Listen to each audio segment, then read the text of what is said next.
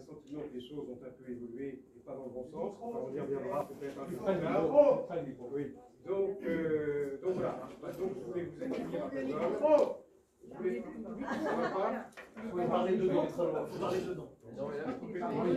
Attends, je parle fort. On va mettre la sonde. Oui. Ça marche? Non. Oui, il est éclairé.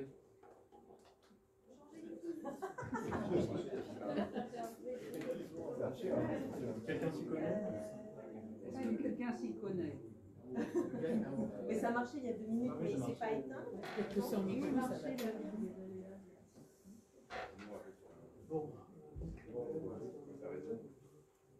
Écoutez, je vais terminer en essayant de parler fort. Je vais terminer la présentation. Elle était d'ailleurs pratiquement terminée.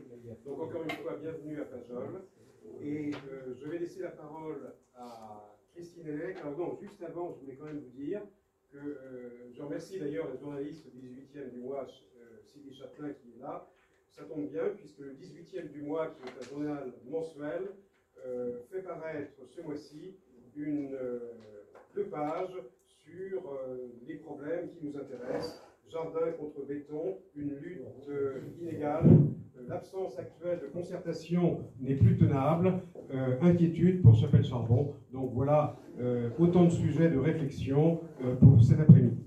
Voilà. Je passe la parole à Christine qui va vous présenter, je crois, qui va vous dire un mot de bienvenue en tant que présidente de FNE, et puis aussi qui va vous présenter le programme de l'après-midi. Excusez-moi, j'ai une question pratique. Est-ce qu'il faut mettre son masque? Alors, s'il faut mettre son masque, est-ce que les gens peuvent le mettre correctement, c'est-à-dire cacher le nez? Autrement, ça ne sert à rien. Tout à fait. Non, mais vous avez raison, effectivement. Je suis obligé, excusez-moi, de rappeler ce point-là important. Donc, il est recommandé de mettre son masque et de le mettre correctement. Voilà. Et d'éteindre les téléphones portables. Oui, bonjour à tous. Donc, Christine Hellec, présidente de FNE Paris et vice-présidente de FNE Île-de-France d'ailleurs, parce que nous sommes des poupées russes à FNE et nous travaillons les uns avec les autres. Le programme, il est très riche et très dense, alors j'espère que vous êtes bien installés et on espère aussi que cet après-midi ne va pas être ennuyeuse, mais au contraire extrêmement dynamique. On va commencer par le témoignage des associations sur quelques projets parisiens, mais évidemment, la plupart de l'assistance sont des militants très remontés contre des projets actuels, un peu partout dans Paris. Alors, ça va être frustrant aussi, parce qu'on ne pourra pas tout dire, mais c'est aussi l'occasion de se rencontrer, de partager nos efforts, nos actions, nos élans, nos déceptions et nos victoires surtout. Donc, première séquence témoignage, deuxième séquence table ronde pour un Paris bioclimatique, échange entre professionnels engagés. Alors nous avons la chance d'avoir pour animatrice Muriel qui présentera donc Olivier Ansart, président de voilà. Jodel Zetlaoui-Léger, qui est urbaniste et professeur à l'ENSA Paris-la-Villette. Louis Cofflard, avocat sur de nombreux dossiers de nos affaires. Et Bernard Landau, que je n'ai pas vu encore, mais qui j'espère va arriver, urbaniste et membre du CA de FNE Paris. Et ensuite, nous allons avoir une table ronde et un débat avec des représentants politiques des groupes du Conseil de Paris, notamment donc Émile Meunier, ELV, Valérie Montandon, LR, Jean-Philippe Davio, Paris en commun, Daniel Simonet, LFI, David Delplanque, Génération, et Christian Honoré pour le groupe de Pierre-Yves Bournazel. Voilà, c'est ça. Et j'espère que j'en oublie pas, peut-être vous dire un mot, non? Bon, et voilà. Donc c'est parti, on va donner la parole. Bon, donc on va essayer vraiment de jouer le jeu et de faire de très courtes interventions. Je sais que les luttes, vous avez envie de raconter comment ça a commencé, comment ça a marché, les accidents de parcours, mais si on veut que tous puissent s'exprimer, s'il vous plaît, soyez très bref. Donc, j'appelle d'abord, s'il veut bien venir nous rejoindre, Olivier Lemarois, collectif Austerlitz. Parce que comme vous le savez, la gare du Nord, ça s'arrange un peu, mais pour Austerlitz, la victoire n'est pas encore au bout du chemin. À toi, Olivier.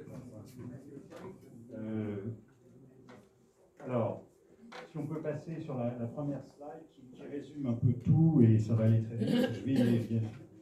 Voilà, ça c'est le projet Austerlitz. En réalité, ce n'est pas 900 millions d'euros, c'est 1 milliard d'euros. On a un peu réévalué à la hausse. Alors, la question quand on voit ça, c'est mais comment on peut, comment c'est possible un projet pareil, post-Covid, alors qu'il y a une crise historique sur l'immobilier de bureau, qu'il y a une loi climat qui vient de dire qu'on fait un moratoire sur les surfaces commerciales de plus de 10 000 mètres carrés. Comment c'est possible, hein? Bon, vous pouvez voir que bien évidemment, qui est très attaché aux espaces verts, les espaces verts prévus nouveaux dans le projet, c'est la petite barre verte qui est tout à fait à droite. Ça vous donne un peu une idée de l'ambition du projet. Alors la réponse, elle est simple, elle est dans la slide suivante. En fait, c'est une pyramide de Ponzi. Enfin, j'ai trouvé le terme. Alors, je ne sais pas si vous connaissez la pyramide de Ponzi, c'est Madoff. Hein, c'est-à-dire que il faut toujours trouver un payeur au bout du compte. Donc, c'est une superbe escroquerie. Et c'est vraiment ça. Le point de départ du projet, c'est la SNCF qui veut rénover la grande halle d'Austerlitz. Et on leur dit, Gares et Connexions, eh ben, il faut financer ça grâce à l'argent des voyageurs et donc grâce au commerce dans la gare. C'est un mantra qu'on connaît dans toutes les gares. Et donc la SNCF monte, Gares et Connexions monte son dossier, et malheureusement, les voyageurs à Gare d'Austerlitz, c'est le quart du nombre de voyageurs de la gare Saint-Lazare. Donc il monte un premier dossier qui va au comité d'engagement, on voit que ça ne boucle pas financièrement, il monte un deuxième dossier, et à la fin on arrive à ce truc délirant, c'est que la SNCF a monté un projet à 1 milliard d'euros pour recevoir 42 millions d'euros. Ça s'appelle une pyramide de Ponzi. C'est du Madoff. Donc, on prend un risque monstrueux pour arriver à financer 42 millions d'euros sur une réfection de la Grande Halle qui coûte 100 millions d'euros. Il y a une deuxième pyramide de Ponzi, c'est l'opération Zagreb Gauche. L'opération Zagreb Gauche, ils sont toujours en train de pleurer en disant « Mon Dieu, c'est terrible, ça ne boucle pas financièrement, il faut qu'on fasse des mètres carrés de béton supplémentaires, sinon on ne va pas y arriver. » Donc pour eux, ce projet est du pain béni, puisqu'ils vont toucher 200 millions d'euros de redevances diverses, d'occupation de territoire, etc., sur ce projet dont ils sont l'opérateur. Hein. Donc, on ne peut pas dire que ce n'est pas un projet Ville de Paris, c'est un projet Ville de Paris, puisque c'est la CEMAPA qui est l'opérateur du projet.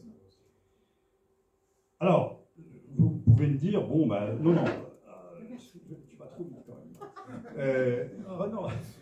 Vous pouvez me dire, bon, bah, après tout, si c'est des entrepreneurs privés éclairés qui financent cette pyramide de Ponzi, après tout, bien leur face. Eh bien non, c'est l'Agence française de développement qui finance cette pyramide de Ponzi magnifique. C'est l'argent du développement qui finance cette opération immobilière au cœur de Paris.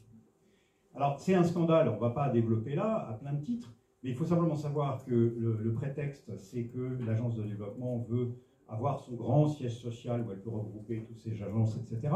Et qu'elle avait une opportunité à Saint-Ouen 2 fois moins cher.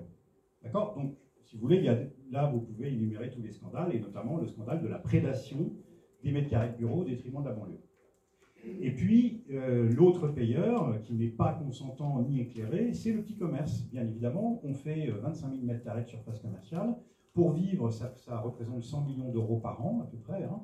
Donc, ça veut dire 100 millions d'euros par an qu'on va ponctionner au détriment des commerces de la rue Mouffetard, je ne sais pas si vous connaissez, du quartier d'Aligre, enfin des endroits qui sont abominables. Évidemment, on est très content que tout ça se retrouve dans de belles galeries marchandes et qu'on remplace le petit boulanger du coin par chez Paul et le petit bistrot par Starbucks. Voilà, c'est ça le projet de la ville de Paris grâce à cette opération. Et je peux vous dire que les petits commerces sont très remontés, puisqu'évidemment, on leur explique qu'on les soutient, qu'on les aime, etc. Et dans le même temps, on leur plante un poignard dans le dos à 1 milliard d'euros. Alors, on peut passer à la suivante. Donc, bien sûr, cette pyramide de Ponzi a aussi des effets collatéraux sur le climat. Le projet est tout sauf neutre bilan carbone. C'est des centaines de milliers de tonnes de CO2 envoyées dans l'atmosphère, notamment ce qu'on appelle en gris, hein, c'est-à-dire dû au béton qu'on met là-dedans. Ça va rendre la ville encore un peu plus inhabitable. C'est un énorme îlot de chaleur en plein milieu de Paris. Ça va augmenter la pollution de l'air. Le centre commercial, évidemment, à côté d'une gare, va être évidemment desservi par camion, c'est tout à fait normal. Et enfin, bien évidemment, ça va totalement écraser un patrimoine. Bon, cet endroit, effectivement, est assez moche. Hein. Vous avez juste la Salpêtrière, la chapelle Saint-Louis, la grande halle d'Austerlitz, le jardin des plantes et le muséum d'histoire naturelle. Mais bon, c'est vrai que ça sera sûrement rehaussé par cette architecture néo-stalinienne. Alors, on peut terminer, j'en termine là, je suis dans les temps. Voilà. Donc, c'est quoi notre objectif? Parce qu'évidemment, on dit toujours, oui, mais qu'est-ce que vous allez faire à la place? Eh ben, là, c'est déjà un jardin. On est quand même dans la ville la plus minérale du monde. Donc, la première chose à faire dans Paris, c'est les jardins. Et puis, des logements, parce qu'effectivement, vous avez des tas de gens qui travaillent à côté de ça et qui ne peuvent pas se loger dans ce quartier, notamment les soignants de la Salpêtrière. Si tu peux revenir. Voilà. Donc, mobilisation citoyenne, vous avez un collectif d'associations, il y a une pétition en cours, si vous ne l'avez pas signée, bah, allez-y, signez-la. L'objectif, c'est que ce soir, on soit à 40 000, ça doit pouvoir être possible. Il y a un front politique qui a été constitué, qui regroupe tout le monde, pour la faire courte et simple, sauf les socialistes et les communistes. Et c'est notamment, je dois saluer ici, Nour Durand-Rocher et Émile Meunier, qui ont vraiment été à la manœuvre pour constituer ce front. Hein. Le Conseil de Paris a voté contre. Donc on est dans un déni de démocratie, il faut le savoir. Le projet continue, alors même qu'il y a une majorité du Conseil de Paris qui a clairement dit qu'il demandait la révision. Et puis enfin, il y a le front judiciaire, on a un recours en cours. Alors je voudrais juste conclure par juste une petite phrase qui pourra peut-être alimenter le débat tout à l'heure. Emmanuel Grégoire, quand il a répondu donc, au cours de ce vote sur la révision, et a appelé les gens à voter pour le maintien du projet en l'état, a dit « il faut savoir tenir ses promesses ». Voilà, il a dit ça. C'est le politique, c'est d'abord savoir tenir ses promesses. Eh bien, la question qui se pose à Emmanuel Grégoire aujourd'hui, c'est quelle promesse il a envie de tenir? Parce qu'en fait, il a tenu deux types de promesses qui sont parfaitement incompatibles. Il y a les promesses qui ont été faites à la Convention climat par Anne Hidalgo de tenir ses engagements, donc moratoire sur les surfaces commerciales plus de 10 000 m². Il y a la promesse d'amener la capitale vers la neutralité carbone, d'en faire une ville résiliente. Ça, c'est la première promesse. Et puis, il y a les promesses qui ont été faites à Kaufmann et Broad. Donc la question qui est juste posée à Emmanuel Grégoire, c'est quelle promesse il va tenir?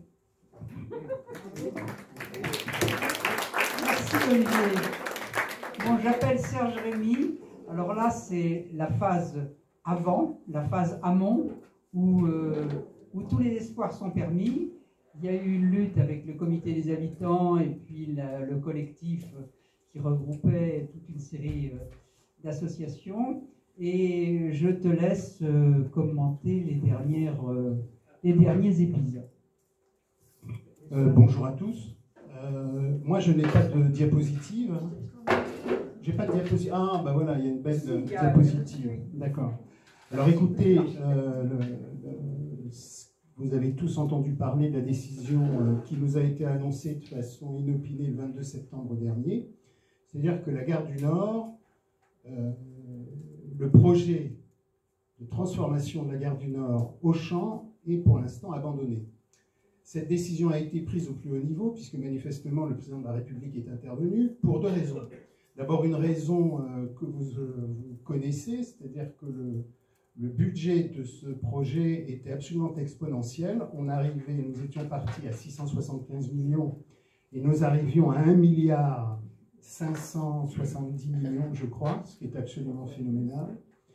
Et puis d'autre part, il y a eu des conflits assez graves, on peut dire, entre les différents partenaires de ce projet, c'est-à-dire que Gare et Connexions, SNCF, le géant de la distribution Auchan et Bouygues qui avait été choisi. Alors qu'est-ce que ça signifie, l'abandon de ce projet? Ça ne signifie pas pour nous la fin de nos actions. Dans la mesure où la rénovation de la gare du Nord, nous voulons l'acter, mais nous voulons y participer.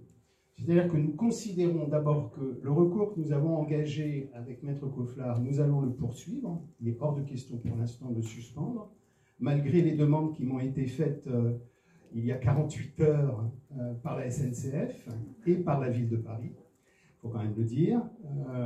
Vous comprenez, le recours n'est plus nécessaire, etc. Si, je ne vois pas pourquoi on arrêterait concernant ce projet. Et d'autre part, je voudrais quand même tirer quelques enseignements, et notamment à l'usage de la gare d'Austerlitz. Non seulement il ne faut pas lâcher, même s'il y a des moments où on n'est pas nombreux, on se retrouve peu nombreux sur le terrain, où on se heurte aussi à une invisibilisation, il faut quand même dire les choses telles qu'elles sont. Je voudrais rappeler quelque chose à l'usage de, malheureusement elle n'est pas là, puisque Madame Hidalgo est lancée dans un autre programme politique autrement plus large, mais je voudrais rappeler que pour les associations, le comité des habitants et les associations qui nous ont soutenus, ce qui s'est passé lors de la signature du protocole d'accord entre la ville de Paris et la SNCF, entre Madame Hidalgo et Monsieur Farandou le 20 novembre 2020, non seulement on ne va pas l'oublier, mais on va le rappeler. Parce que ce protocole signifiait, d'une part, c'est ainsi qu'il nous avait été présenté comme une amélioration sensible du projet, mais surtout, et je vais vous le lire parce que c'est 2 lignes. Et ces 2 lignes, elles sont où mes 2 lignes? Voilà. La ville de Paris s'engage à n'apporter aucun soutien au recours formé, le cas échéant, par des associations, riverains ou autres, contre les autorisations administratives nécessaires à la construction du projet. De sorte que la ville de Paris, l'exécutif municipal venait d'être renouvelé. On se retrouvait dans une situation absolument invraisemblable où la maire de Paris s'engageait auprès d'une société anonyme à capitaux publics, la SNCF, à évacuer la parole des citoyennes et des citoyens sur un projet dont nous avions dit dès le départ qu'il ne se ferait pas. Nous l'avons dit dès, je le rappelle, je prends témoin Muriel et Christine, le 3 décembre 2019. Nous l'avions dit à M. Missika, nous l'avions dit à la responsable de Station Nord, de sorte que nous avons perdu beaucoup de temps. Nous pouvions faire la rénovation en concertation et de façon démocratique. Et comme je l'ai rappelé à Mme Hidalgo, la démocratie ne s'use que si l'on ne s'en sert pas. Et mettez-vous ça bien dans la tête, parce que je pense que c'est important pour la prochaine étape. Nous restons sur le front judiciaire, ça c'est indiscutable. Nous ferons des propositions, et nous en avons fait, et nous continuerons. La conférence de consensus. Et nous proposons, évidemment, la préparation d'une conférence de consensus. Nous avons envoyé une lettre, d'ailleurs, sur cette question à la présidence de la SNCF. En tout cas, on aura besoin du monde, contrairement à ce qu'on croit, et nous allons utiliser la campagne présidentielle pour alerter et interpeller les candidats à l'élection présidentielle concernant des projets pharaoniques comme cela, où je pense que la puissance publique et quelques personnes ne peuvent pas décider pour l'ensemble de la nation, surtout que ça transforme à la fois le quartier, mais ça aussi, ce sont des projets d'intérêt national et qui concernent tous les citoyens, les usagers et les habitants. Voilà. À propos des À propos des habitants. À propos des habitants, pour le comité des habitants qui ont vu sur la gare du Nord, oui. Le soulagement est quand même relatif. Le soulagement est, bon, est tout à fait relatif. Alors déjà, ce n'est pas le comité des habitants qui ont vu sur la gare et, comme dit certains, sur le Sacré-Cœur. Parce que le Sacré-Cœur, c'est bien gentil, mais moi, le matin, quand je me lève, je ne lui dis rien. Je n'ai rien à lui dire. Mais quand on nous promet des arbres qui vont pousser sur 60 ou 70 cm de substrat, ça me gêne un peu et j'y crois pas trop. Donc, au début, nous, les habitants, on a écouté ce qu'avait à nous dire Auchan et compagnie. On a bien écouté. Et puis, au bout d'un moment, on a dit, bon, bah, stop, ça suffit, parce qu'on ne veut pas de ce qu'on nous propose. Au départ, c'était une gare plus pratique pour les voyageurs, bien sûr, mais à l'arrivée, c'est surtout un building qui englobe des supermarchés et tout ce qu'on veut. Et entre deux, on avait prévu de promettre de raser un petit peu le building pour faire passer un peu la pilule. Donc, on a été assez énervé sur ce coup-là, et on a fait un recours aussi. Alors, le cri d'alarme que je voudrais lancer aujourd'hui, c'est que, bien sûr, on a gagné une première étape. Mais ce n'est pas le moment de lâcher, parce que de toute façon, s'ils sont repartis par la petite porte qu'ils avaient empruntée pour venir, ils vont chercher à repasser par la fenêtre. Et on risque de se faire avoir et d'avoir un immense hypermarché au-dessus de la gare du Nord, des bonsaïs en guise de végétation, et le quartier va continuer à mourir, parce que c'est un quartier qui était extrêmement vivant il y a quelques dizaines d'années. Maintenant, c'est un quartier qui va continuer à mourir, qui va devenir encore du monocommerce, encore un petit peu plus, et un quartier qui perd ses espaces publics, etc. Donc, surtout, on ne lâchera pas, on n'est pas décidé à lâcher, on ira jusqu'au bout. Merci.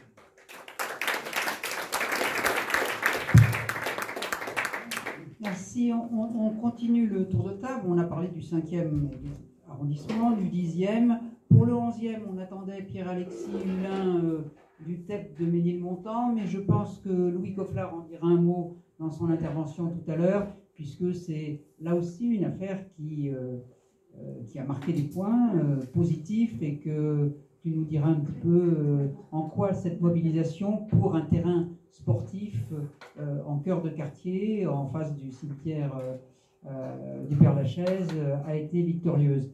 Donc, passons au 12e arrondissement.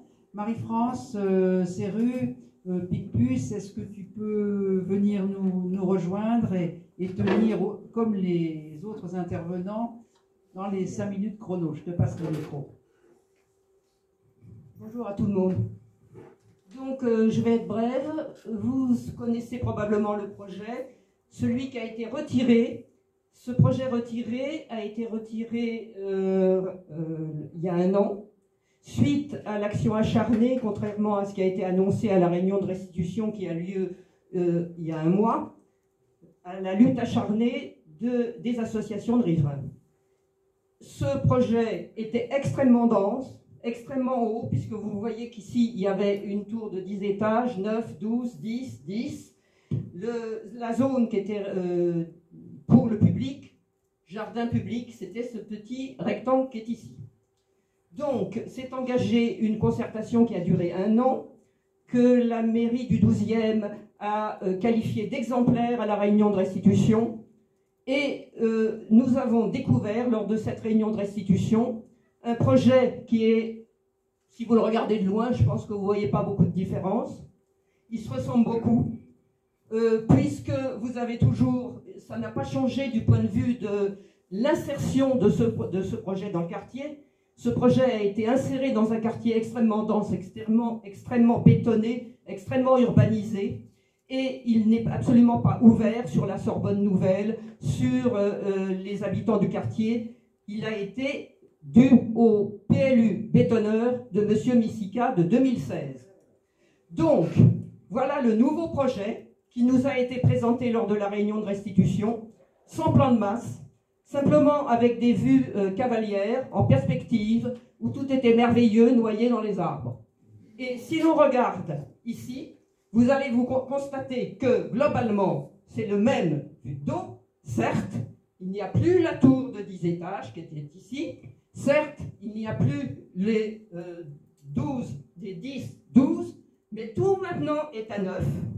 Et par ailleurs, ici, vous voyez que ça s'est élargi, de telle sorte que la surface au sol, l'emprise au sol, a légèrement diminué, puisque ce plot qui est ici, celui-là, il a sauté, c'est le seul qui a sauté. Parce que celui-ci qui existait, c'est très malin, ils l'ont coupé en 2 et ils l'ont annexé à la barre qui est ici, c'est cette moitié-là, et l'autre barre qui est ici, c'est cette moitié-là. Donc, au cours de la réunion de restitution, les gens n'y ont vu que du feu, puisque on nous a dit « Oh, il n'y a plus ce plot, là, c'est merveilleux, tout va très bien ». Donc, pour nous, je résume, on en est toujours à un projet qui est très dense, qui est très haut, qui n'est pas ouvert, qui n'est pas conçu sur l'ouverture sur le quartier, au bénéfice des habitants du quartier. Le jardin, tu peux me remettre 1 seconde, j'en ai pas. Non, mais je cherchais la suite, pardon. Le jardin public, il a gagné 190 mètres carrés. Hein, donc le jardin public est ici, 190 mètres carrés, parce que ce que vous voyez ici autour, qui a l'air vert, c'est pas ouvert au public, et ça existait déjà dans le permis initial. Donc la pleine terre, elle est un petit peu en dessous de 50%, et ça n'a pratiquement pas évolué depuis le permis initial. Alors, à la réunion de restitution, la maire était très, très satisfaite, c'est trop fort. Bon, la maire était très, très satisfaite. Elle a chanté sa gloire avec de concert avec le promoteur, et elle a présenté cette concertation comme inédite dans l'histoire de la concertation citoyenne. Donc, nous nous interrogeons de deux choses l'une, où la maire ne connaît pas ses dossiers, où la maire fait preuve de duplicité. Nous n'avons pas la réponse.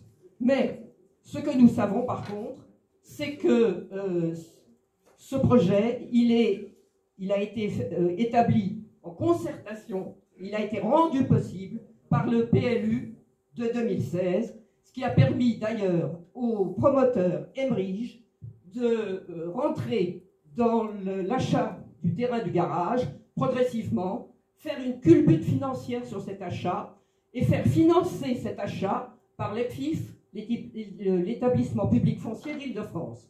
Donc pour le moment, ça n'a pas coûté un copec au promoteur, et c'est l'EPFIF qui a payé. L'EPFIF, c'est nos impôts. Donc voilà, on en est là. Vous vous doutez bien que nous n'allons pas céder, que nous allons utiliser tous les recours. Nous allons commencer dans un premier temps par faire pression sur la maire de l'arrondissement et de Paris pour qu'elle ne signe pas ce permis de construire. Et nous saurons utiliser la période politique qui s'ouvre à nous pour faire des pressions. Et évidemment, si le permis était signé, nous irons contentieux. Voilà, merci.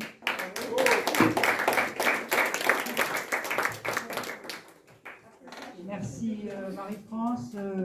Alors Martine Das, tu vas venir et tu vas nous tenir un discours moins offensif parce que vous êtes à la phase après. Mais Oui, très bien. il faut tenir. Rappelle. Nous, c'est du passé. Du passé, faisons table rase, mais on ne fait pas table rase. Voilà. Donc, voilà. Alors, nous, c'était un 77 hectares, c'était un terrain de sport de la RATP, terrain de pleine terre, j'insiste sur pleine terre, jamais construit, de 5000 m², et qui offrait de nombreuses activités sportives accessibles aux riverains. C'était une réserve pour espace vert dans le 12e, inconstructible jusqu'en 2009, qui a changé de destination avec le PLU de 2016 pour un projet de construction RATP Ville de Paris de 5 immeubles de 6 à 8 étages, 91 logements et une crèche de 99 berceaux, une crèche, on peut dire une crèche batterie, hein, sur 7500 m² de plancher, sur moins de 2000 m². Moins de 2000 m², hein, parce que c'est le plancher. En milieu de parcelle et en bordure de l'avenue Necker. Donc l'avenue Necker se trouve là, et le milieu de parcelle, c'est là. Hein. Et là, il y a un jardin déjà existant. Donc voilà. Voilà ce qui va se passer devant des bâtiments qui sont plutôt faubouriens. Voilà. Donc, c'est donc les 2500 m² restants. C'était réservé aux allées et à un pseudo-agrandissement du jardin des terres. Un pseudo-agrandissement. J'entends bien, parce que ce n'est pas 2500 m². Hein. En conclusion, plutôt que d'ouvrir le jardin existant qui est là et l'agrandir, celui-ci va se retrouver complètement enfermé, rétréci par les nouveaux bâtiments et plongé constamment dans l'ombre. Vous voyez, là, c'est le jardin existant. Et ça, c'est le nouveau bâtiment sur le terrain des RATP. Bon. Donc, alors, une soixantaine d'arbres ont été abattus pour la réalisation de ce bétonnage, dont un set de l'Himalaya cinquantenaire. On le voit sur Twitter, hein, vous l'avez qui tombe. Dans le contexte actuel, la pandémie et le changement climatique, le jardin de Bergue d'environ 6000 m² est le seul jardin de proximité pour tout le quartier déjà très dense. Il ne répond déjà pas actuellement aux besoins des habitants du quartier. la fréquentation de ce jardin par les familles des 2 écoles avoisinantes, la proximité de la nouvelle université, plus l'arrivée d'environ 300 nouveaux habitants, vous rendent ce jardin irrespirable. On est loin des 10 mètres carrés d'espace vert par habitant préconisés. L'association Néter se bat depuis 5 ans.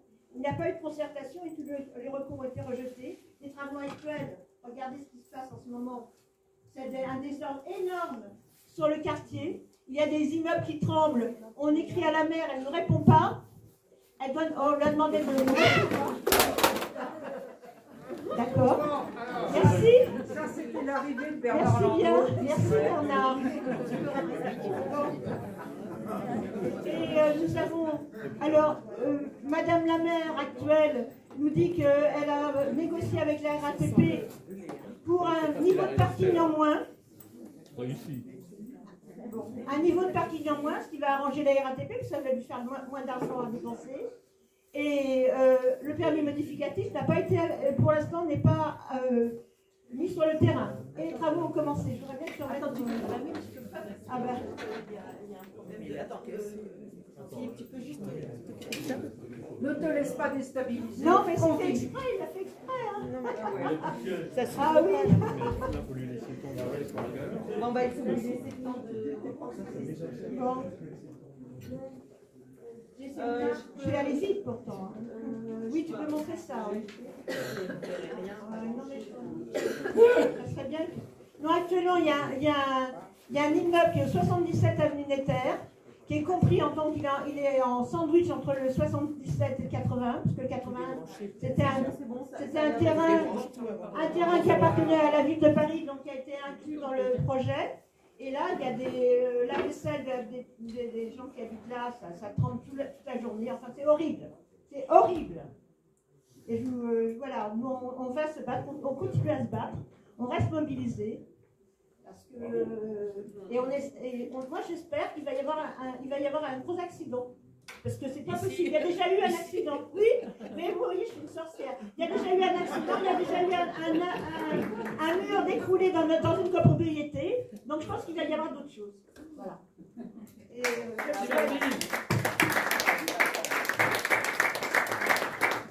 en tout cas, je me souviens, Martine, de certaines manifestations où celle qui n'était pas encore maire du 12e était venue vous apporter son soutien, on était tous mobilisés, et ça veut dire que le pouvoir, ça fait des ravages. Ah oui, ça fait des ravages. Bon. Je vais passer la parole. Excusez-moi, juste prendre une minute, il n'y avait peut-être rien de prévu pour parler des messageries. Les messageries, on va continuer dans le 12e, c'est pour ça que je me permets de prendre... Je ne vais pas vous embêter trop longtemps. Mais les messageries, peut-être je fais attention. Les messageries, il faut savoir que c'est peut-être pas très médiatisé, mais aujourd'hui, sur 6 hectares, vous avez dans le 12e une emprise, une friche, encore une fois, SNCF, qui va être occupée par 40 000 m² de bureaux, 600 logements.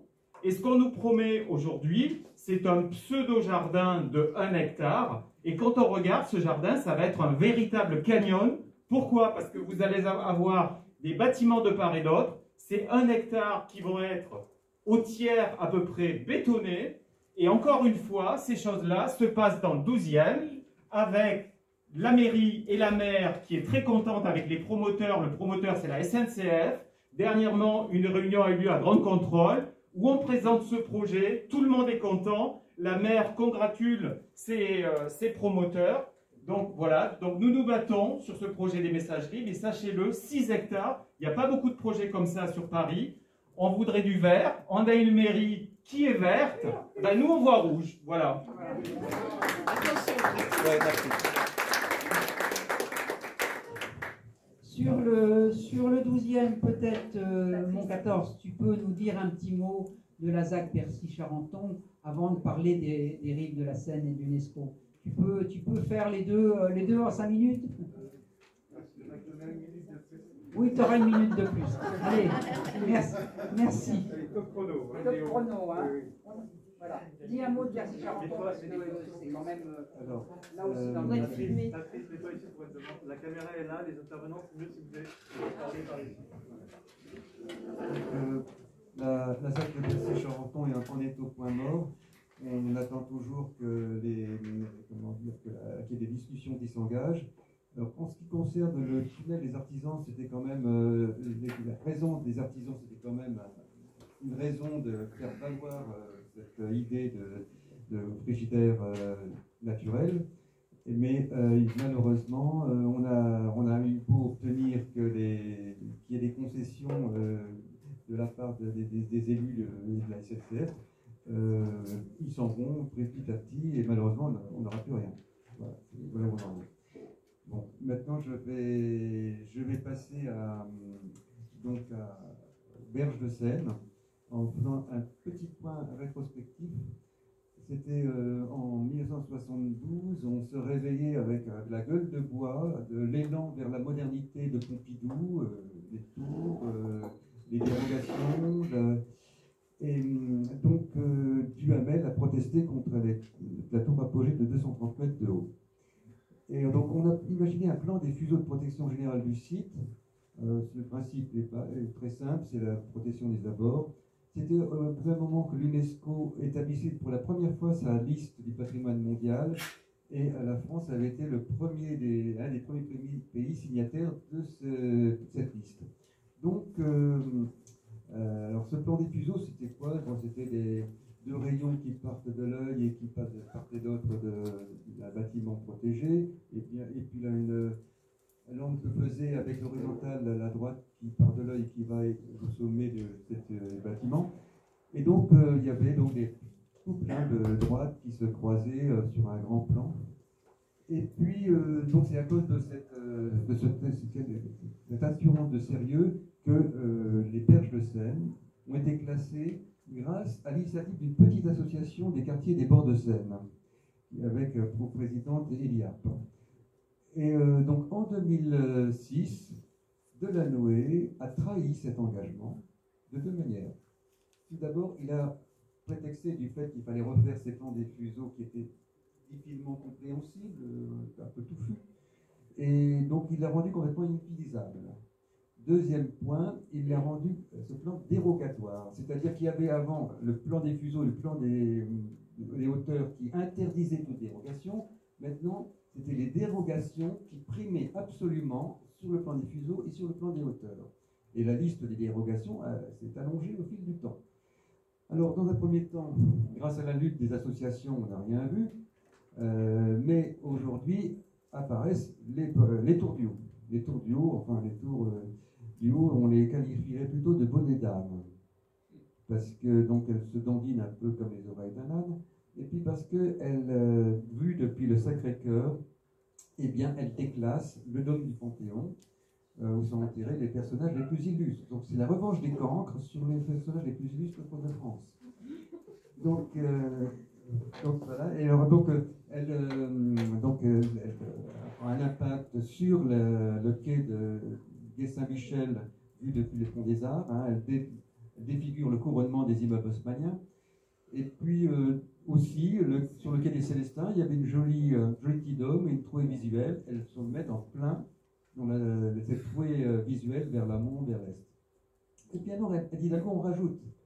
Oui, elle rajoute les serres de production agricole, 23 mètres d'eau, mine de rien, parce qu'il n'y a pas de limite. Pour une serre, soi-disant, il y a 30% de la terrasse qui est plantée. Bon, donc, et ça va accentuer l'impact de la tour Montparnasse sur l'esplanade des Invalides et sur le champ de Mars, avec l'école militaire pour le champ de Mars et le dôme des Invalides pour l'esplanade des Invalides. Alors il y a ça, il y a donc aussi des serres de production agricole. Il y a une serre de production agricole sur le 17 boulevard Morland. Et alors, sur la place de la Concorde, il y a deux rooftops.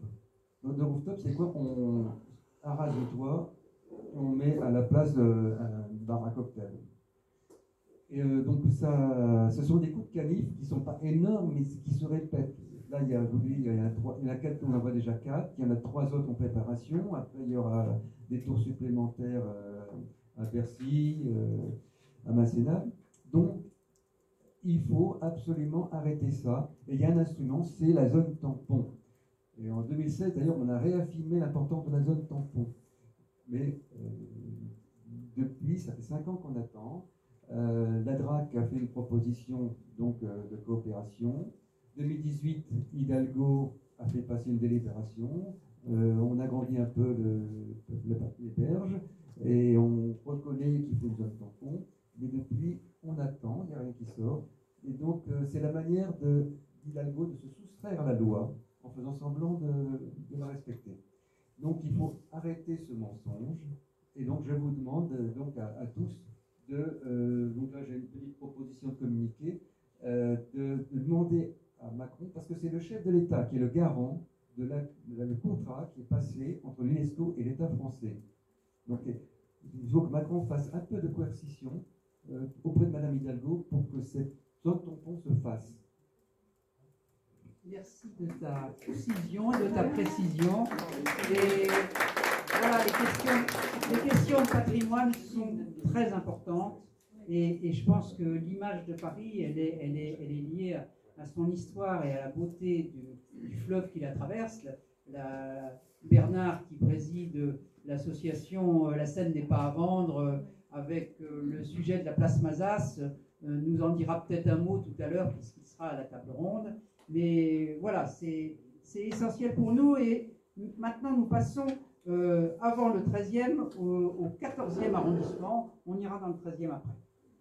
À toi. Tu te présentes. Bonjour, Christine Alexandre. Je représente l'association pour le quartier Saint-Vincent-de-Paul, une association créée en 2013 et qui regroupe actuellement 450 habitants riverains. Alors, cette opération, la voilà. Elle est née sur cette emprise de 34 000 m², qui est une des rares emprises de cette taille encore constructible, enfin existante à Paris, après qu'on ait détruit l'hôpital Saint-Vincent-de-Paul. Il y a eu une concertation, évidemment, l'association y a participé très largement, très activement, ainsi que les habitants du quartier. Et malheureusement, dès le début, la ZAC, l'aménageur étant, la ville ayant confié l'aménagement de cette ZAC à Paris-Batignolles Aménagement, qui est devenu Paris Métropole Aménagement, celui-ci a fixé un certain nombre d'invariants qui a fait que la question de la densité sur laquelle nous sommes tous revenus en permanence, le plan parle un petit peu ici, vous voyez que quand même sur cette zone, les espaces verts sont quasi inexistants puisque les zones vertes sont des zones de circulation uniquement avec à peu près normalement 4 000 m² d'espace vert pour 60 000 m² de plancher construit. Donc des immeubles qui font entre 10 et 11 étages, des logements sociaux installés en cœur d'îlot, complètement enclavés, avec aucun ensoleillement. Donc depuis le début, nous nous battons pour des espaces verts qui ressemblent vraiment à des espaces verts, et non pas des murs végétalisés, des toitures végétalisées, non pas uniquement des voies de circulation vaguement plantées avec des poches vertes, dont on nous dit que ce sont des espaces verts, mais ce sont en fait... quasiment rien n'est en pleine terre, et la plus grande de ces poches fait 450 m², mais les autres font entre 80 et 100 m². Donc il y a 15 poches vertes. Donc vous voyez, on est loin du compte. Donc la concertation s'organise, les habitants se mobilisent, et fin de la concertation, effectivement annoncée en grande pompe par la maire du 14e arrondissement, très contente d'elle, nous allons réaliser un écoquartier. Et je peux vous le dire, elle continue à communiquer là-dessus et à affirmer qu'il s'agit d'un écoquartier, alors que la labellisation auprès du ministère de la Transition écologique n'a même pas été initiée, et qu'elle prétend que le label sera donné, alors qu'il ne peut rien en être dans la mesure où il n'y a pas suffisamment d'espace vert et où il y a une densité qui dépasse l'entendement, dans la mesure où si on applique les propos d'Emmanuel Grégoire, qui ne cesse de matraquer dans la presse et de nous répéter en permanence, on devrait avoir 1 m² de plancher pour 1 m² de désartificialisation des sols, ce qui nous mènerait à 4 fois moins de plancher sur cette zone. Donc les habitants se sont mobilisés. Nous avons fait un recours sur cette question de la concertation. Nous avons été repoussés. Le jugement nous disant que cette question des invariants sur la densité et sur le nombre de mètres carrés, c'était finalement non pas des invariants, mais c'était des objectifs. que la ville de Paris s'était fixée, donc tout allait bien. Donc nous avons continué, nous continuons à nous battre. La plupart des élus de tous bords que nous avons rencontrés au moment des élections précédentes nous ont affirmé qu'ils allaient œuvrer pour nous, changer le projet, il n'en est rien.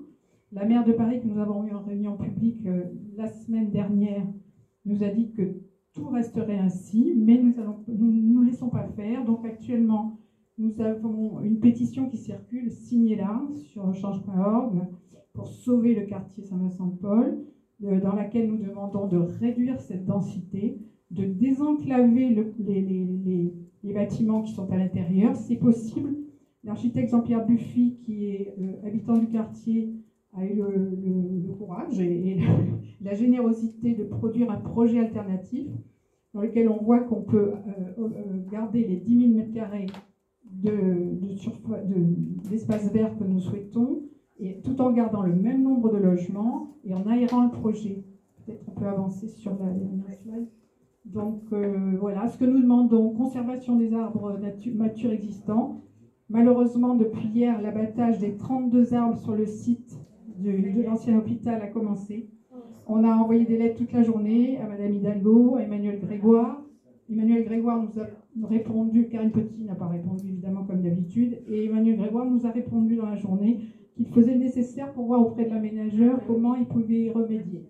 Donc voilà, autant vous dire que ça ne fera rien.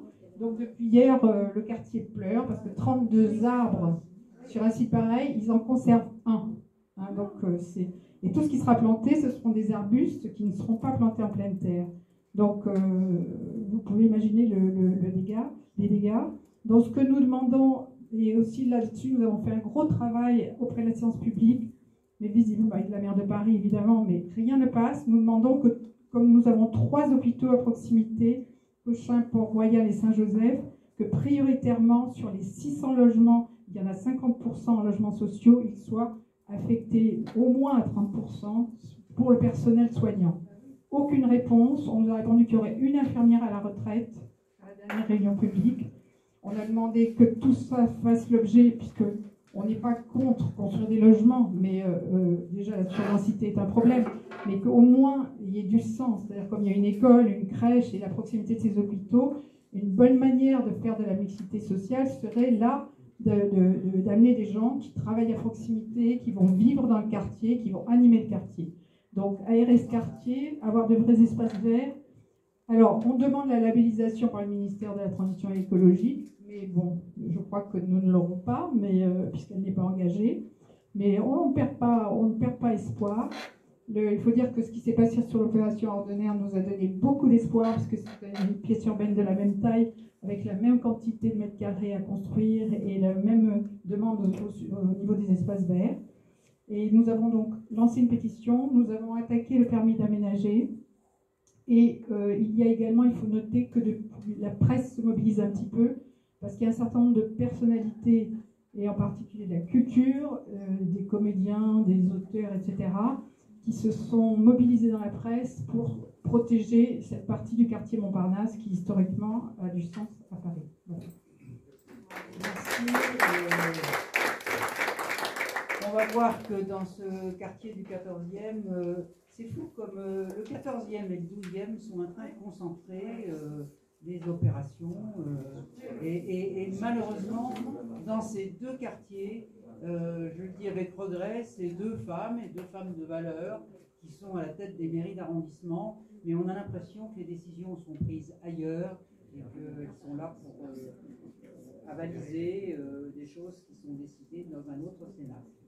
Est-ce que tu peux venir nous parler, Isabelle, des 2 autres sujets, parce que on a non seulement l'affaire du couvent Reille, mais aussi l'hôpital de La Rochefoucauld, où la PHP fait monter les enchères.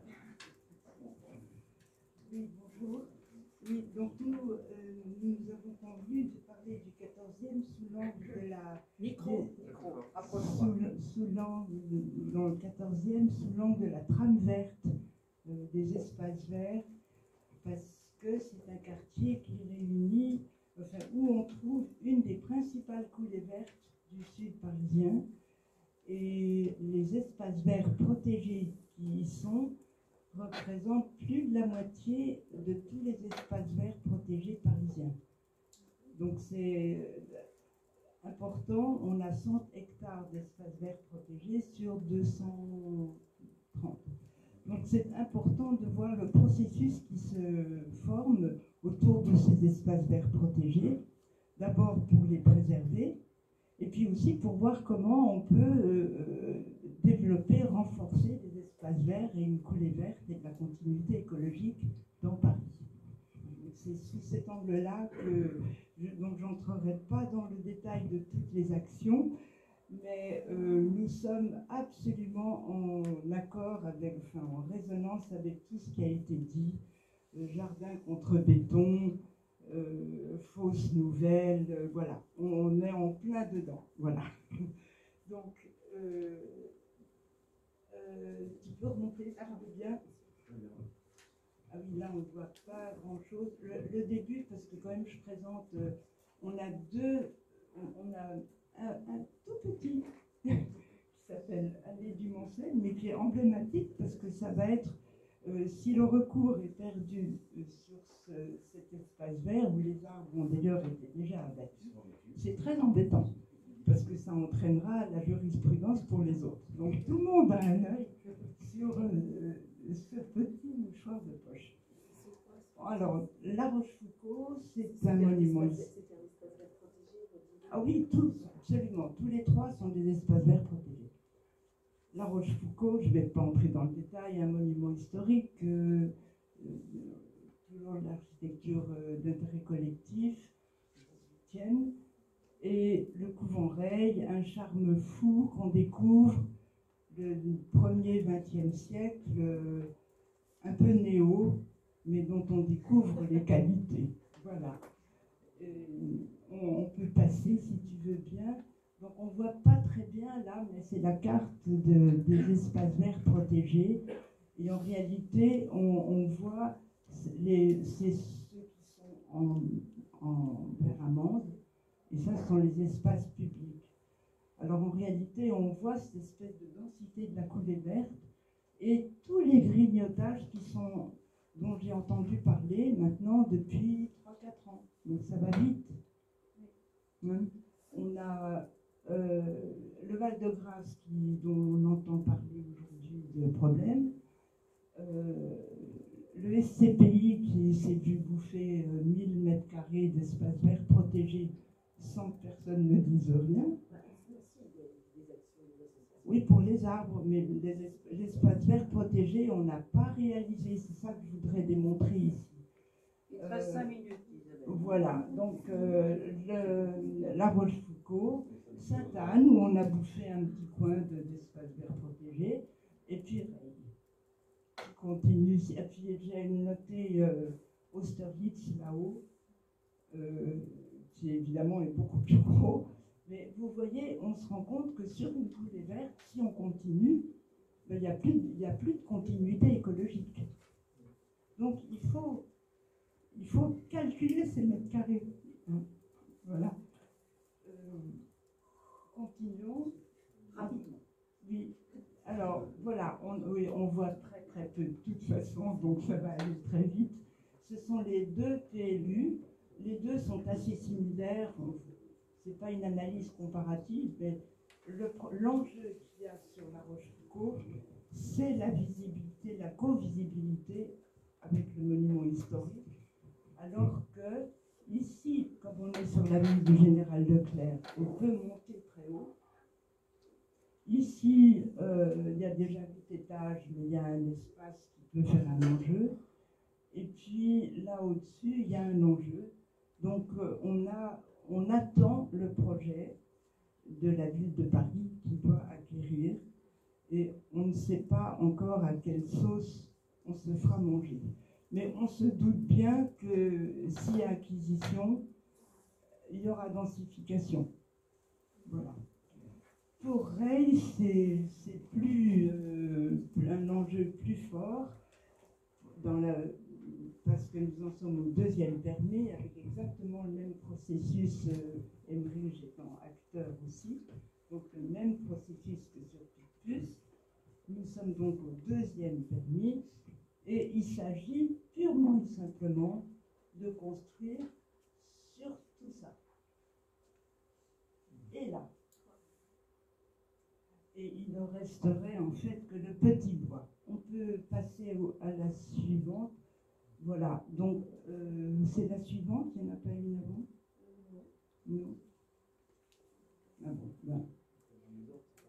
Alors là, c'est l'état existant. Moi, ce que je suggère, parce que je suis urbaniste, donc ce que je suggère, c'est qu'on fasse le partage entre l'espace bâti, l'espace non bâti mais lié au bâtiment, parce que celui-là, il faut drainage, dégagement, tour d'échelle, on peut pas mettre une grosse végétation.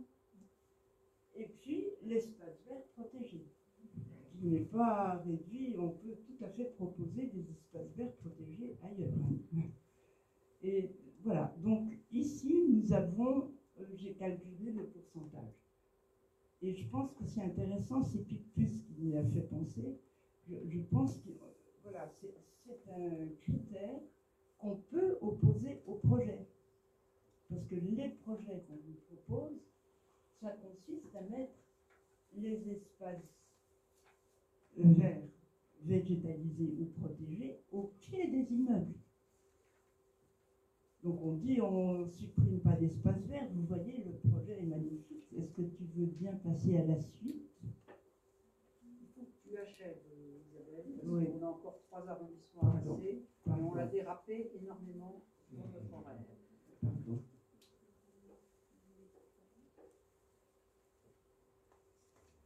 C'est la fiche, c'est quoi? Eh bien, c'est l'emprise bâtie juste.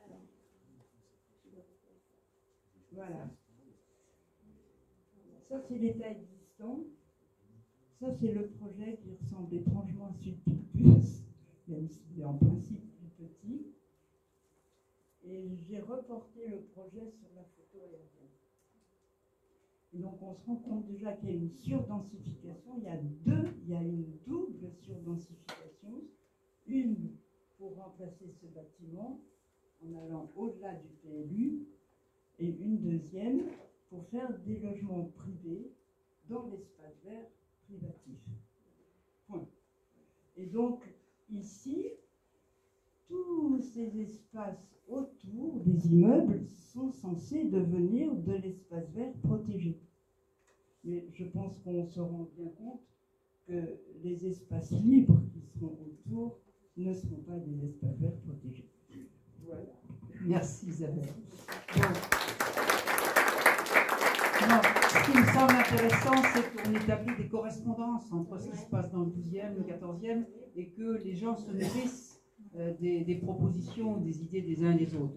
Passons maintenant rapidement, avant de terminer cette séquence, nous avons le 13e arrondissement, le 15e et le 18e. Alors, tu étais prêt à te lever pour le 15e. C'est moi qui étais à l'écran, c'est pour ça. C'est toi qui es à l'écran, alors vas-y, on passera le 13e après. J'ai pas d'image pour le 13e. T'as pas d'image pour le 13e. Mais vas-y. Je sais que tu seras vite. Je vais essayer de faire vite, oui.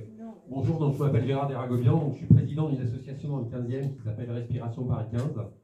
Alors nous, en fait, notre principal projet, c'est la défense de l'espace des réservoirs de Grenelle. Donc là, on parle d'un espace naturel. Je vais peut-être passer au slide d'après. Alors pour vous expliquer rapidement, en fait, les réservoirs de Grenelle, depuis 1882, c'est-à-dire à l'époque d'Haussmann, du réseau d'eau non potable, quand on a construit un deuxième réseau d'eau potable à Paris, il y a un réseau d'eau non potable. Donc là, ce réservoir date de 1882. Et de 1882 jusqu'à 2018, en fait, ce réservoir a été donc rempli d'eau, avec donc un espace de nature avec des oiseaux, de la nature. Et en 2018, en fait, il a été vidé. Alors pour vous donner un petit peu la genèse des choses, hein, donc on parle d'un patrimoine haussmannien avec des réservoirs qui sont sur des boutons du 19e. Et au départ, en fait, Haute-Paris avait décidé, sous l'impulsion de la ville de Paris, qu'ils n'avaient plus besoin de tous leurs réservoirs. Et donc, ils ont voulu fermer ce réservoir. Et il y a un projet qui a éclos donc de barres de HLM à la place de ces réservoirs. Donc ça, c'était vers 2012-2013. Donc on s'est battu contre ces projets, donc de 2013 à 2015-2016. En fait, on a réussi à tuer ces projets. Donc, on a réussi lors de la modification du PLU 2016 de faire passer ces parcelles en fait en zone urbaine verte, qui normalement ne sont pas constructibles.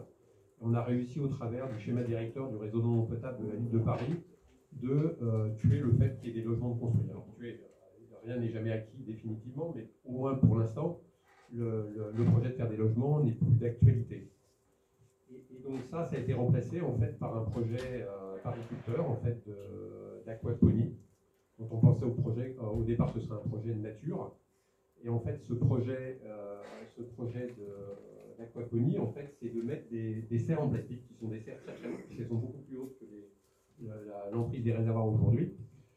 Et donc on crée une sorte d'usine en fait dans laquelle il y a des élevages de truites, il y a de l'aquaponie, il y a même de l'équarrissage, hein, c'est-à-dire ils vont effectivement faire du traitement des truites sur place. Et donc nous ce qu'on propose c'est en fait de développer le lieu pour en faire un lieu de biodiversité, un îlot de fraîcheur. Voilà, peut-être transparent suivant. Donc on s'oppose à ce projet de ferme aquaponique. Et donc, on veut valoriser le site, hein, donc on veut valoriser le site au niveau patrimonial et au niveau de la nature. On veut développer un niveau de fraîcheur et on veut maintenir la biodiversité. Il y avait des oiseaux migrateurs, il y avait effectivement un certain nombre d'oiseaux, il y avait des pipistrelles qui sont des chauves-souris. Et sur Paris, en fait, le plan de biodiversité de Paris, les deux espèces qui sont les plus protégées, c'est les moineaux et les pipistrelles. Et paradoxalement, ils ont vidé les réservoirs, donc les pipistrelles, en fait, ont en grande partie disparu. C'est des petites chauves-souris hein, qui vivent surtout la nuit. Alors, dans le cadre, en fait, pour revenir au PLU, puisqu'on parle un peu du PLU, dans le cadre du PLU, on a déposé des contributions, donc en octobre 2020, une qui s'appelle sanctuarisation des espaces verts avec l'application réservoir de Grenelle, hein, puisqu'en fait, on voit qu'un des gros problèmes de Paris, c'est effectivement que les espaces verts ne sont pas respectés, ne sont pas sanctuarisés. Et on demandait notamment donc, la remise en eau des réservoirs de Grenelle et on demandait le développement d'un lieu de biodiversité. Et après, en juillet 2021, dans la deuxième phase de consultation du PLU, on a déposé la même contribution parce qu'on n'a jamais eu de réponse. Hein, on a déposé une autre contribution en fait, pour demander à avoir plus de concertation sur les projets. Parce qu'en fait, dans notre projet, en fait, il n'y a pas eu de concertation, il y a juste eu des réunions d'information. Donc, quand ils ont décidé du projet, ils ont daigné effectivement venir informer les riverains, qui étaient furieux et vent debout. Et puis après ça, la deuxième réunion d'information, elle a eu lieu une fois que le permis de construire a été accepté. Donc, ça vous donne un peu l'idée du niveau de concertation. Il n'y a jamais eu de discussion, alors qu'il y avait une motion de la ville de Paris qui avait été votée à l'unanimité, qui disait qu'il y aurait concertation avec les riverains et les associations sur les projets qui seraient faits au moment où on a abandonné le fait de faire des immeubles. Donc voilà. Donc ça, c'est un peu le visuel de ce qu'on voudrait faire. Donc on veut rétablir, alors pour vous donner une idée, dans le cadre du PLU, donc dans le diagnostic, il n'y a rien sur la biodiversité. Hein. Et par contre, la mairie de Paris a sorti un rapport donc, sur l'évolution climatique de Paris, hein, qui montre que le nombre de jours de canicule va augmenter de manière extrêmement importante d'ici 2050, voire même d'ici 2100. Et donc, nous, on dit qu'il y a des lieux qui sont des îlots de fraîcheur qu'il faut bien entendu conserver et même développer. Plutôt que de faire des toutes petites mares comme un quartier, on dépense des millions pour faire des petites mares qui font quelques mètres carrés et qui ne sont pas vraiment hyper pertinentes.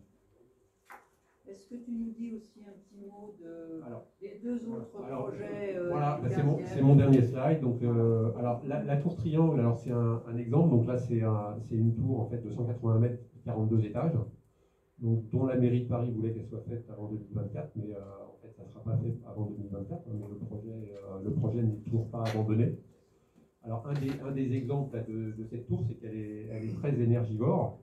Et si vous regardez, en fait, encore une fois, Hidalgo nous parle de PLU bioclimatique. Si vous lisez ce que dit l'ADEME, les bâtiments représentent 44% de la consommation énergétique en France. Et typiquement, cette tour, elle est très, très énergivore. Et donc, ça ne va pas dans le sens, en fait, de diminuer le bilan énergétique et le bilan carbone, en fait, des bâtiments sur Paris. Donc ça, c'est le premier projet de la tour triangle. Et le deuxième projet qui est mentionné ici, en fait, c'est la cimenterie Lafarge, donc, qui est sur le port de Javel. Donc la cimenterie devenant obsolète, en fait Lafarge avait un projet pour multiplier par 2 en fait, la capacité de béton fabriqué. Et en fait, bon, il y a eu un peu de concertation, ils sont revenus un peu en arrière, mais ils ont toujours un plan dans lequel ils ont une production de béton qui augmente par rapport à l'existant, avec tous les problèmes que ça génère. Et sachant que le fait que le besoin en béton sur Paris ne justifie pas d'avoir une telle cimenterie, sachant qu'il y a déjà, je crois, 7 cimenteries sur Paris qui produisent beaucoup trop de béton par rapport aux besoins de la ville de Paris en elle-même. Voilà, en quelques mots. Merci Gérard pour ta conclusion.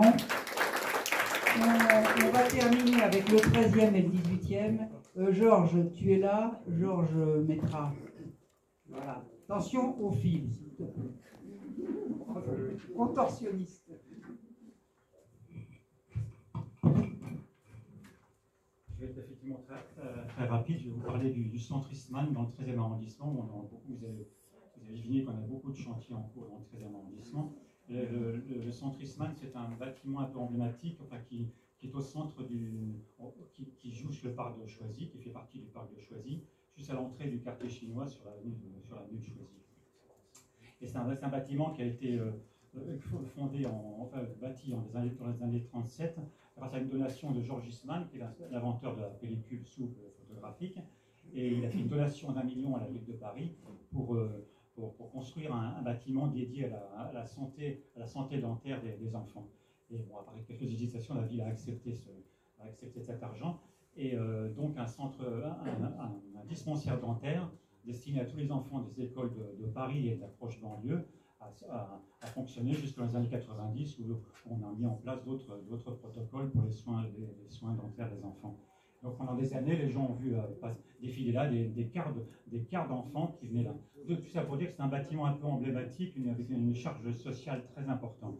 Alors en 2017, dans le cadre de l'opération Réinventer Paris numéro 2, consacrée au dessous de Paris, la mairie de Paris donc a décidé la mise en vente de l'Institut, ou plutôt la mise en vente de l'Institut Georges Eastman. Voilà. Et alors bon, dès l'annonce de cette vente, des gens ont protesté. Et surtout qu'il n'y avait aucune consultation vraiment des habitants qui a été faite à cet égard. Alors, il y a une forte mobilisation qui a vu jour des associations. Une association s'est fondée, ADA13, qui est une association importante pour la défense de l'architecture dans le 13e arrondissement, la Commission du Vieux-Paris, Paris Art Déco. C'est un bâtiment des années 30 typique, un très très bel exemple de l'architecture Art Déco qui a été très peu modifié, ce qui fait qu'à l'intérieur, il y a vraiment un agencement absolument magnifique. Il n'était pas classé à l'époque. Au bout de la Commission du Vieux-Paris s'est emparée aussi de l'affaire. Et ce qui fait qu'avec ce travail, on a réussi à ce que le bâtiment soit classé. C'est inscrit à l'ordre des monuments historiques, qui était important. Donc à ce moment-là, le concours a été suspendu. Il y a un des candidats sur les 4 qui s'est retiré. Et puis on a donné 6 mois supplémentaires aux derniers candidats pour adapter leur projet.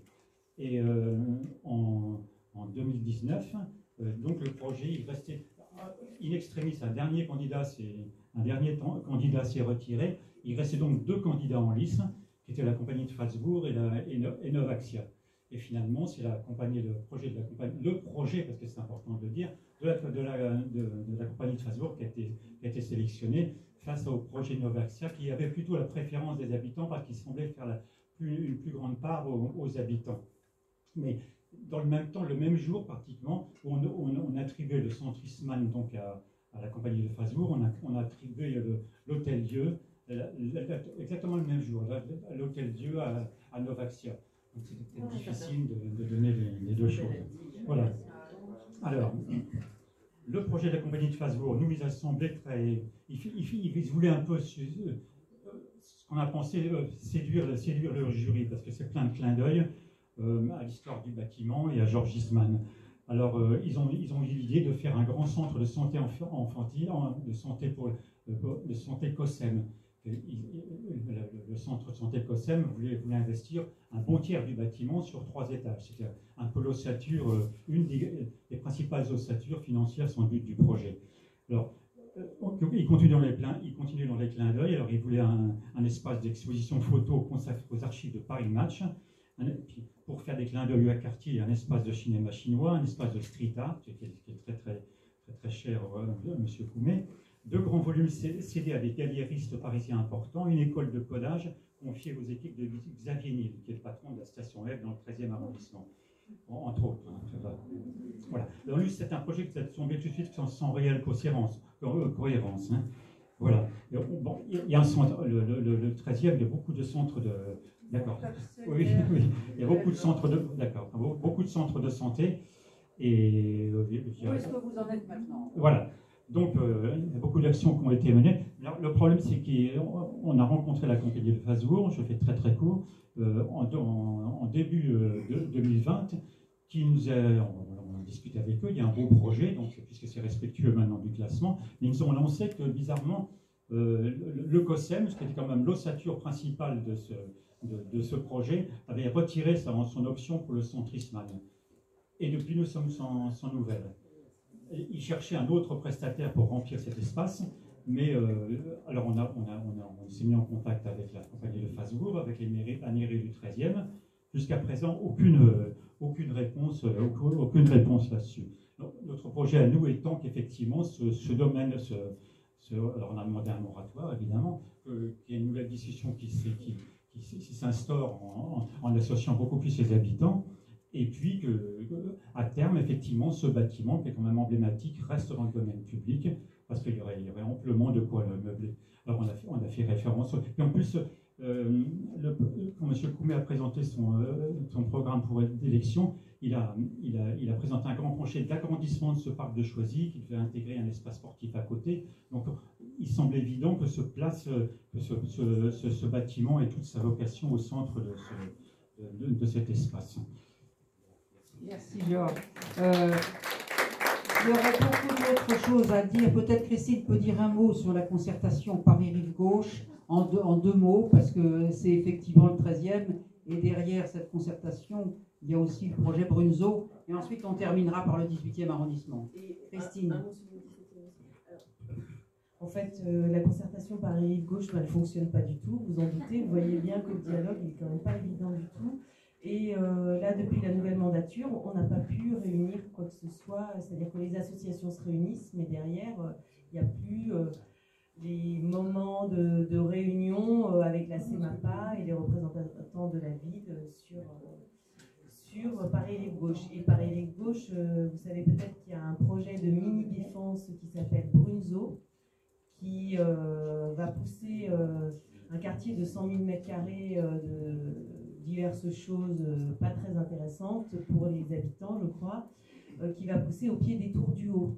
Donc on est quand même dans une situation de minéralisation extrême, dans un endroit qui est assez peu propice à la vie des humains, je crois. Et donc il faudrait un jardin, évidemment, mais ça paraît pas conciliable avec les objectifs de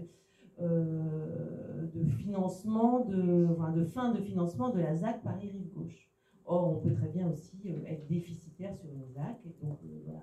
Bon, je ne vais pas m'étendre sur la question parce qu'on va revenir sur ces questions de concertation tout à l'heure. Mais sur Brunzo, on va vous demander de l'aide parce qu'en fait, au prochain Conseil de Paris, il y a une délibération qui doit passer et il faut commencer à faire du ramdam. C'est complètement occulté, c'est en train de...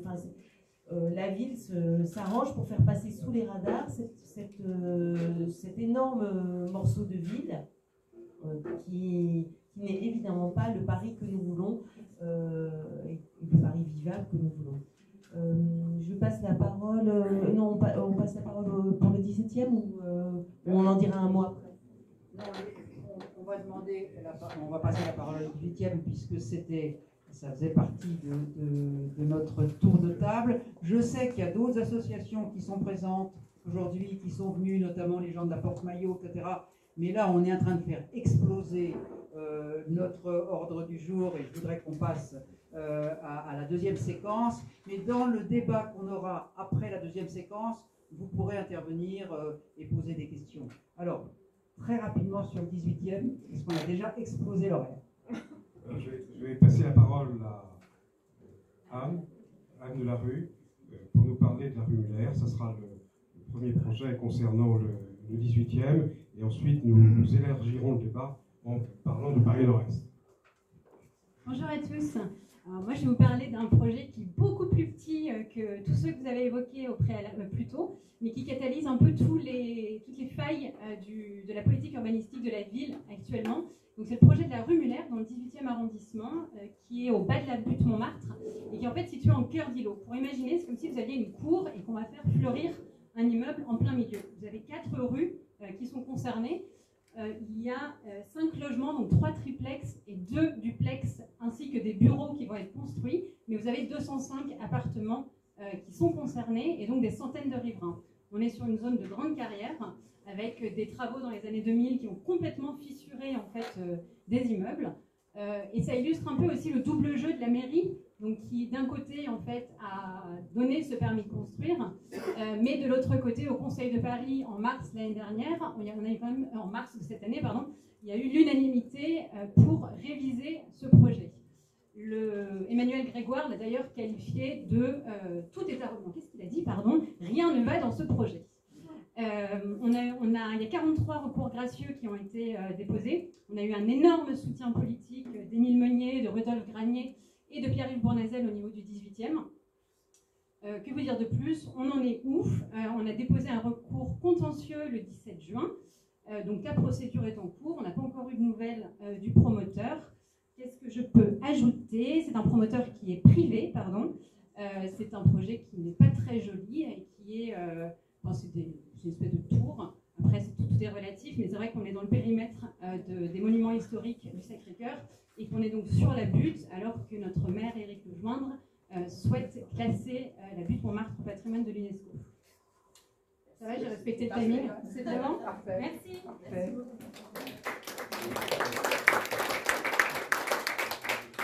Bon, eh bien, merci. Moi, il me revient le redoutable honneur de terminer cette séquence. Alors, je vais vous parler plus largement de Paris Nord-Est, peut-être un peu plus du 18e, mais en fait, je ne vais pas m'attacher à un projet en tant que tel, parce que comme vous pouvez le voir sur cette carte, il y a environ 25 projets sur Paris Nord-Est. Paris Nord-Est, c'est 3 arrondissements, le 10e, le 18e, le 19e, 600 hectares, donc 25 opérations d'aménagement sur 3 arrondissements. Donc, alors, ce qu'il faut savoir, c'est que dans un premier temps, Paris Nord-Est, c'était 200 hectares, c'est-à-dire le périmètre autour de l'échangeur et du périphérique, et que c'est devenu au fil du temps ce grand triangle à partir de 2013 pour y intégrer, et on revient aux gares du Nord, pour y intégrer le secteur de la gare du Nord. Donc en fait, moi j'ai 3 items, et je pense que le dernier d'ailleurs va introduire notre deuxième séquence de débat avec les experts. Et je repense finalement à ce qu'a dit Christine concernant Paris-Rive Gauche, puisque pour donner une idée, Paris Nord-Est c'est 6 fois Paris-Rive Gauche. Paris-Rive Gauche, je crois, c'est 100 hectares. Mais elle a dit plus de concertation. Et là, nous sommes tout à fait dans ce cadre-là. Depuis, alors, je crois que la concertation n'a pas résisté au Covid. Pourtant, on nous annonce un flux bioclimatique, et ce sera, je pense, au cœur du débat qui va suivre. Et ça aurait été l'occasion de reprendre cette concertation. Or, nous n'avons plus de site internet, nous n'avons plus de garant, et nous n'avons plus de réunion. Pour ce qui est considéré comme étant le plus grand, disons, le plus grand projet, le plus grand territoire d'aménagement de Paris, puisque c'est pratiquement 20%. Donc, quid de la concertation du grand territoire depuis mi-2019 ? Nous avons écrit à Emmanuel Grégoire il y a maintenant plus de 6 mois. Nous n'avons pas eu de réponse. Je dis souvent qu'il nous a fait l'honneur que l'on fait aux fous, c'est-à-dire celui de nous ignorer. Et c'est ça, finalement. C'est ça, actuellement, la stratégie de la mairie de Paris. On le voit très nettement, aussi bien à l'échelon central qu'à l'échelon des mairies d'arrondissement, ces gens-là, parce qu'il n'y a pas d'autre qualificatif, ne répondent pas au courrier. Ce serait déchoir que de répondre au courrier. Alors qu'il y a à peine 1 an et demi, ils réclamaient nos voix. C'est absolument scandaleux, mais c'est ainsi. Donc, nous, on a beaucoup réfléchi pendant cette période Covid, et un peu dans ce que tout a été dit, là, précédemment. Nous, ce que nous demandons, c'est la réorientation d'un certain nombre de projets. Certains sont réalisés ou sont en phase de réalisation, donc là, on ne peut pas faire grand-chose, mais vous pensez bien que sur ces 25 projets, on en a encore qui sont en cours et qui peuvent être réorientés, ou d'autres qui sont à l'étude, qui, eux, peuvent être rediscutés. Et ce que nous demandons, c'est aussi une conférence de consensus. C'est de nous mettre où on ne veut pas tout casser, hein, pas casser la baraque, mais simplement parler avec la ville, se remettre, remettre les choses à plat, puisqu'on nous annonce parallèlement que l'on va avoir un plan local d'urbanisme qui sera bioclimatique, où la démocratie locale va rayonner. Eh bien, il y a déjà maintenant pratiquement un an que les choses ont débuté à ce niveau-là et qu'il n'y a pas d'évolution majeure. Donc, réorientation des projets, j'en ai cité quelques-uns. D'ailleurs, sur Belliard, on va déposer la semaine prochaine un recours gracieux, et puis d'autres projets également qui voient le jour. Et enfin, la question qu'on pose et qui introduit le débat, c'est quel avenir pour Paris-Nord-Est à l'heure du plus bioclimatique, mais j'ai envie d'élargir le propos en disant quel avenir par rapport à tous les projets que vous nous avez présentés. Hein. Moi, j'ai été, et ça sert finalement d'introduction aussi au débat. Bon, il y a eu une présentation sur la gare du Nord, où on voit que là, on veut refaire des gares qui en ont besoin. Il y a des rénovations qui sont nécessaires, mais ça doit être pour les voyageurs. Or, tout est fait au niveau des centres commerciaux. Bon, on voit que la gare du Nord, les choses vont plutôt dans le bon sens, mais attention, parce qu'on sent qu'il se prépare des choses. Et puis moi, ce qui m'a frappé dans toutes vos propositions, dans toutes vos présentations, c'est la question de la densité, la question du manque d'espace vert par rapport à cette densité. Hein, notamment, c'est assez effrayant, les projets du 12e et du 14e en particulier. Et ce que j'ai retenu également, c'est que finalement, on fait peu de cas du patrimoine, hein, c'est le cas notamment du 14e, et ça, c'est une situation très fâcheuse. Et là aussi, j'ai bien aimé la réflexion de madame qui parlait de Saint-Vincent-de-Paul et qui disait qu'on ne parle plus d'invariant, mais d'objectif. Et c'est vrai que cette question d'invariant, moi, je ne la supporte pas souvent, et c'est vrai qu'il sentait très bien qu'il ne fallait pas en parler, parce que sinon ça fâcherait l'auditoire, mais effectivement, à chaque fois, il nous présente un projet ficelé, qui est soi-disant concerté, mais le problème, c'est qu'il ne concerte pas au bon moment, c'est-à-dire à l'amont, au moment où on veut faire un diagnostic urbain. Donc voilà ce que je voulais dire, un peu pour introduire le débat qui va suivre. Alors, on appelle à la tribune, je repasse le micro. On va dégager un petit peu. Alors, ce que je voulais dire, pendant qu'on appelle Monsieur Cofflard, Madame Jodel et Bernard Landau, c'est que il ne faudrait pas croire qu'on veut complètement rompre le dialogue avec la ville de Paris. On a demandé rendez-vous à un des conseillers d'Emmanuel Grégoire, qui s'appelle Monsieur Depardon, qui est un jeune ingénieur qui a rejoint le cabinet de Monsieur Grégoire, qu'on l'a rencontré, Bernard, Christine et moi, la semaine dernière, et qu'on lui a fait état de tout ce qu'on a abordé là dans cette discussion, et que sur au moins un point Paris-Rive-Gauche, il nous a promis de monter une réunion spécifique avec pour relancer la concertation sur Paris-Rive-Gauche.